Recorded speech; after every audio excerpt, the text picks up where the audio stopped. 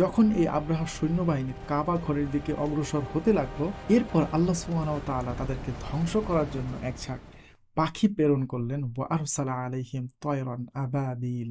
তারা দেখতে সবুজ রঙের ছিল এবং তাদের পাগুলো ছিল লাল রঙের, এবং তাদের প্রতিটি পায়ে একটি করে কঙ্কর ছিল, অর্থাৎ তাদের দুইটি পায়ে দুইটি কঙ্কর ছিল।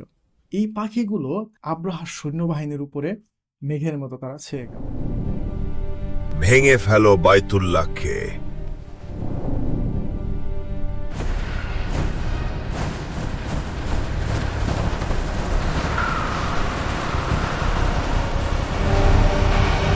একই আকাশে তো পাখি আসলো কথা থেকে।